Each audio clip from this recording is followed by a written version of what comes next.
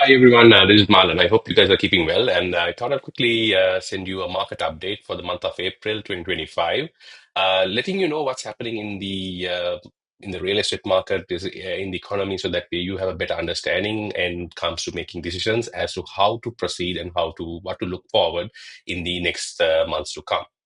Now, first and foremost, we had the Bank of Canada rate announcement a couple of days ago, and Bank of Canada decides to pause the rate cut in the month of April, citing inflation and expectations, etc. Now, market did anticipate a rate cut to happen, however, it didn't happen, but that means we have a fully uh, agreed rate cut built in for the month of June and September, and with the terminal interest rate coming down to about 2.25, which means about another 0.5% cut from where we are in the Bank of Canada overnight borrowing rate. Now, consumer and business inflation expectations actually have increased. So the businesses and people, regular consumers, are expecting inflation to go up. However, the March CPI data, which came below expectation, and April is projected to be even lower. Now, April monetary policy report did highlight the record level of uncertainty going into the next few months. This is coming from the US government playing all kinds of tricks and strategies to get something under control in US, however, which we are not very clear as to what's going to happen. However, the potential GDP contraction is under tariff is something that the Bank of Canada is projecting. So we are expecting most probably a recession or maybe a near recession happening in the second half of the year if these persistent tariffs continue with the current U.S. administration. Now, all in all, whatever is happening south of the border also have an impact on Canadian dollar as well, because if the U.S. is currently doing not relatively not so well to compare to Canada, the Canadian dollar will start appreciating, could also lead to lower interest rates going into the second half of the year. Now, there are two other things that I also want to bring into your attention is the what's happening in the housing market. Now, housing market has two different sections. One is a rental products or rental market, and other one is a homeowner or end user rental properties or end user properties. Now, what we are seeing in the rental side is they have a lot more purpose-built rental products coming into the market.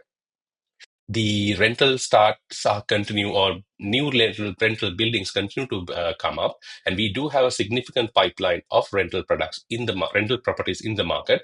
And also along with that, we have a population deceleration, or we have a low immigration. We are also expecting temporary foreigner, the program that ran really hot in the last few years, is going to slow down. Along with that, we expect the rental market to normalize and the rental vacancies to become normalized going into the second half of the year. However, the situation in the end user or homeowner market is completely different. What we are seeing is the homeowner housing starts are completely gone off a cliff. We haven't seen a lot of building happening for the end user properties. Even in the condo section segment, where a lot of people are looking for two-bedroom condos or or larger condo units, haven't fallen off a cliff. We saw only about 4,000 units being sold in the entire month of March. That also could mean we will have a problem in the supply in the next 18 to 24 months.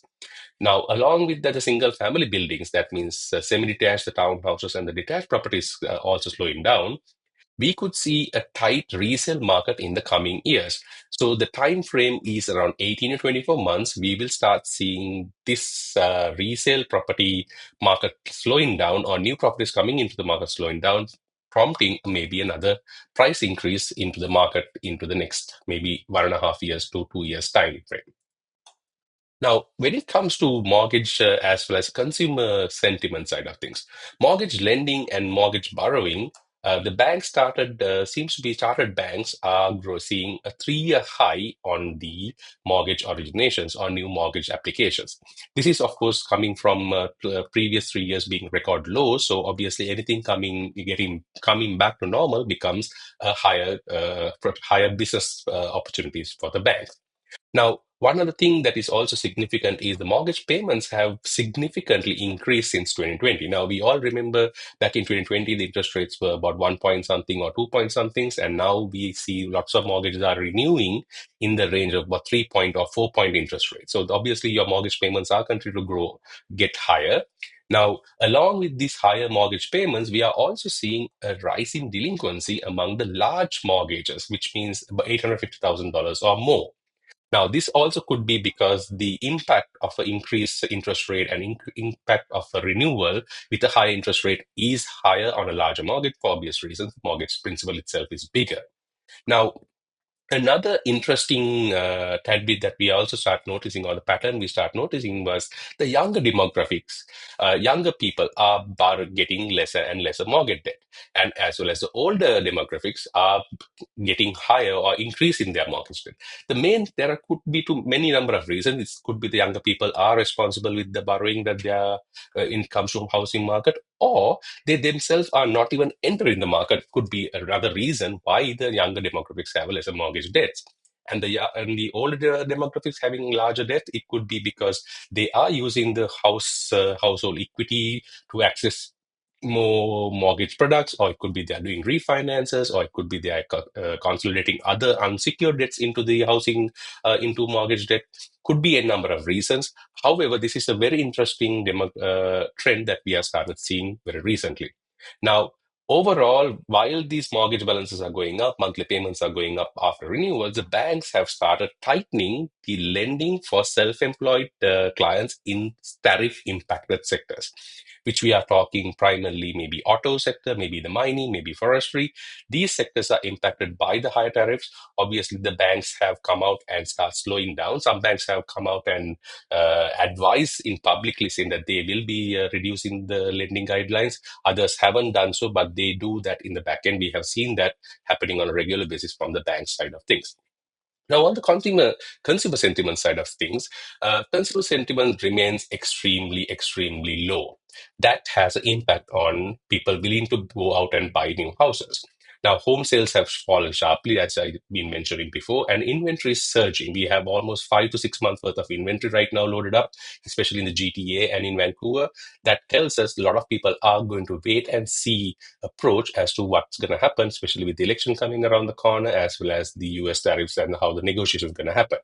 Now, mortgage arrears for some reason remains surprisingly low. I believe this is primarily because banks working actively with consumers to make sure that the mortgages don't go into delinquency.